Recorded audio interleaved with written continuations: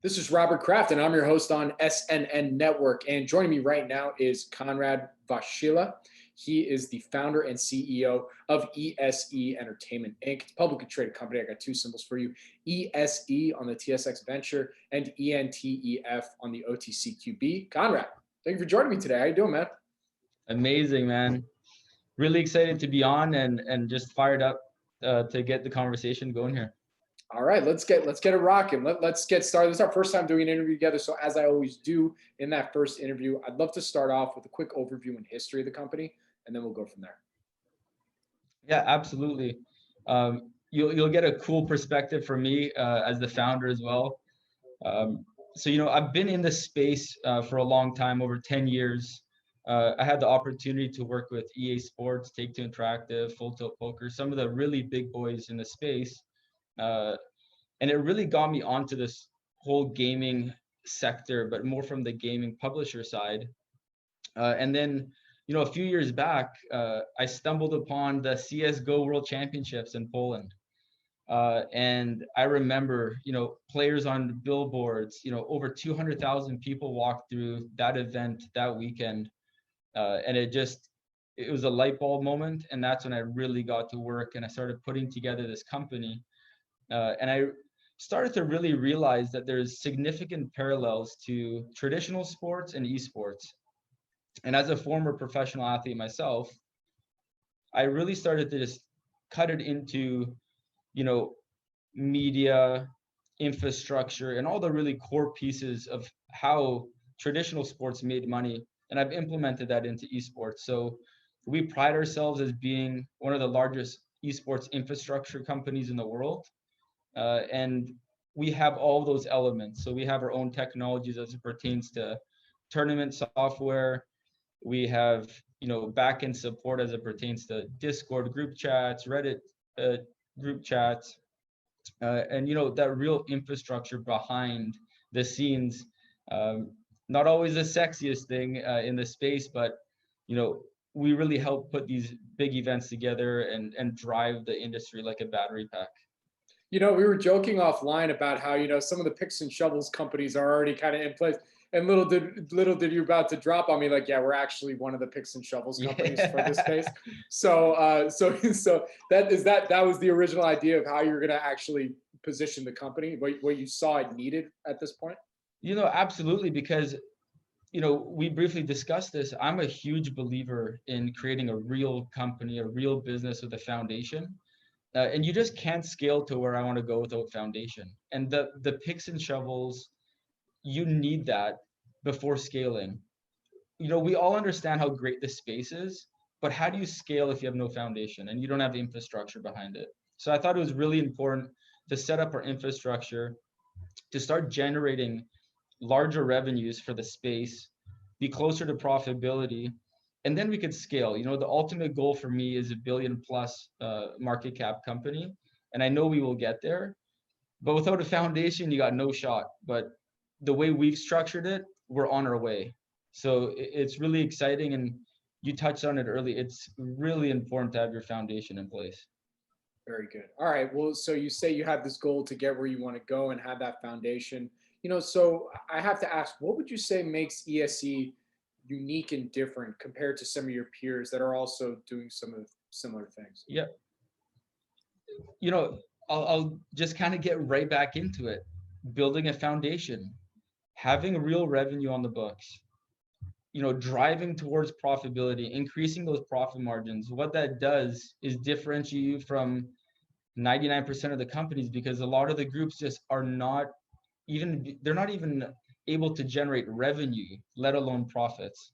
So that really separates us from one standpoint. And I've positioned the company in Central Eastern Europe to really de-risk costs. Our cost basis for operations is significantly lower than other parts of the world. These are all strategic steps I've taken to ensure that we continue to drive revenues and we continue to chase profitability. And quite frankly, at this pace, a lot of the pretenders in the space will slowly fall back because they're just hemorrhaging cash. They're not actually adding value. Well, I got to ask you. So you say that one big differentiator is that you guys are actually generating revenues, for your services versus your peers who are not bringing in any revenue. So why is that? And is that indicative of the market itself that people don't want to pay for these kinds of services? Kind of catch me up. No, absolutely. I think overall, I mean, generally speaking, it's such a hot topic and such a sexy space, esports and gaming, where sometimes we just don't take that extra step just to look at, the actual numbers or do the appropriate due diligence, which I always encourage everyone to do. Have a look at, what the company provides for the sector, how engaged they are with the community. Make sure that they add real value. And if you could tick those boxes off, you've picked the right company. If you find a group that's doing a tournament for the sake of tournament and blowing $1 million, I actually think it devalues the community and devalues esports in general, because it's just not done right and it's not sustainable. Oh, I see. So your competitors, for the most part, they'll put up the cash to host the event for whomever, for a tournament or a sponsor, as like a pilot program to show that their infrastructure is better than yours. Like, how is that what's happening right now? Yeah, I don't like using this word, but there's a lot of pretenders in the space. Okay. And they're using the hype of the industry, to put on, like you said, a tournament, which is fantastic. I love that. I love promoting the industry and increasing the community. But where are we going, right? Let's use the NFL, for example. There's Pop Warner, there's high school, there's collegiate sports, several levels of collegiate sports, Division 3, Division 2, Tier 1, et cetera, et cetera. And then there's the NFL. That to me is an ecosystem that's sustainable, backed by media rights, sponsors, advertisers, et cetera. 100%. What I want to point out is how many defunct leagues have there been trying to piggyback off of the NFL. That's what I'm getting at. So I want to build from the ground, and I'll take my time and I'll build the foundation so that it's a sustainable ecosystem, and we could work alongside the NFLs of the world, in the esports and gaming space, and it's a sustainable, growth-centric opportunity.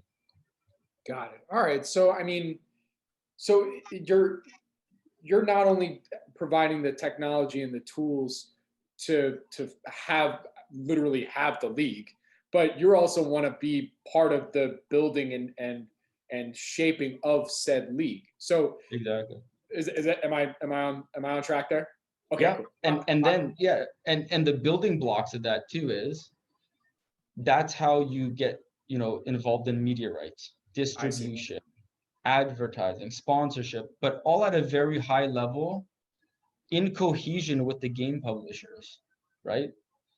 We're not trying to be just completely separate of that. We want to be inclusive of the entire ecosystem and that, the entire community, rather than a one-off tournament. I mean, it's just, that's not a business. That's a one-off tournament.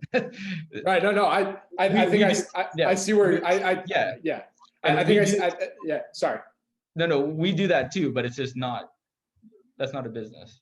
Right. Like like you get a sponsor that comes in. It's like, hey guys, can you give us everything that we need to put on the tournament? And you're like, yeah, sure. Okay, here's the cost. Bang. There it is. There's the thing. And then there's others that are saying, hey, we'll host our own, put up all the costs, and hopefully make it back from selling sponsorships, right? That's and sometimes they don't. And what word did you use? Hopefully make the money back. Yeah. Got right. It. Okay. So what games are you working with right now? Like which leagues are you focused on? Yeah, so we work closely with Riot Games. We have a license with them to be on national TV in Poland. See how we're tying it in with the media there.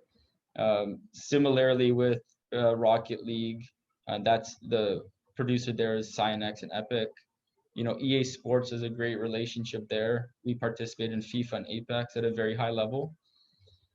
So those are the core games. We're obviously moving into new ones, expanding into new regions, but just building those relationships.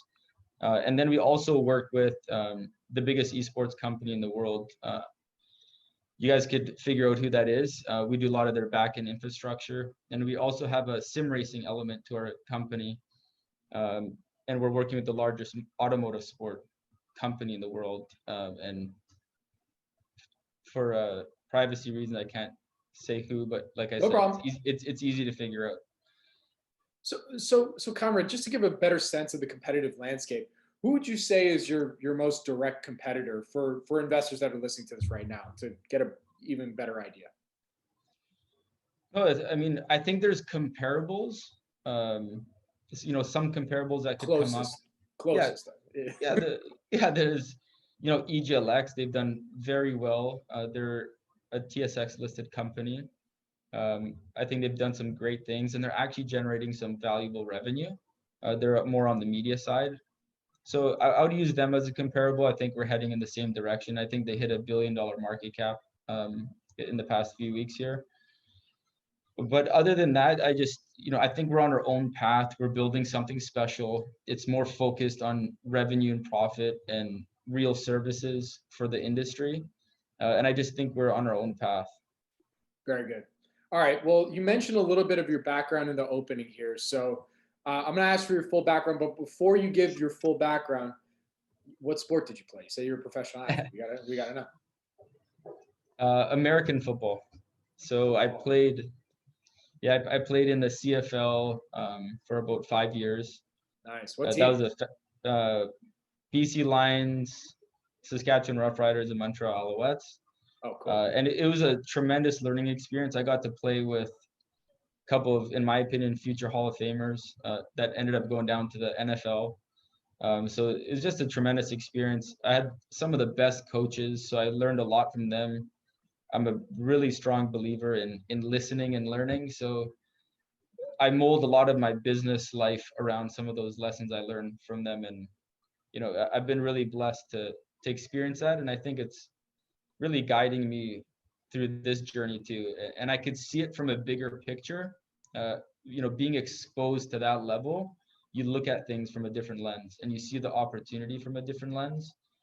That's why I know the opportunity we're talking about today in my company. This is a multi-billion-dollar opportunity. Very cool. Well, that actually leads into my last question for you today. You know, from what you can tell us, what would you say are some of the company's value catalysts now moving forward? Yeah, we just had one. You know, we signed our definitive agreement to acquire World Performance Group. That should put on about 14 million of revenue. It's a profitable company onto our bottom line. And the thing that fires me up the most is I've been working day and night on acquisitions. I think it's a big part of our strategy. I have 100 million in revenue in our pipeline right now. And we're working on some really significant deals with companies that are very synergistic and profitable. So it's going to get our shareholders really fired up. It puts a smile on my face every day. And that's not going to stop. I mean, we touched on this. I'm a very competitive guy, but that M&A pipeline is going to continue to grow. Very good. All right. Well, with that, Konrad, where can our audience go and find everything they need to know to follow along the ESE story? You know, ESE.gg is our official website. You could also follow our professional esports team, Kick. So it's k1ck.com. But, you know, just keep an eye open, follow the news, you know, pick up the news from our website, and, you know, just really stay in tune, and you'll see that the things that I'm talking about, you know, they're really strategically coming together. And when I say something, it's happening. So, you know, keep your eyes peeled, and I'm sure we'll probably be back on the show, and I'll be able to share the next acquisition, and we'll, you know, talk about the growth. Very good. All right. Well, with that, Konrad, thank you so much for joining me today. Good luck. Stay safe. And I look forward to our next update. Awesome, man. Thanks so much. Have a great day, buddy. Thank you. You too, man. Bye-bye.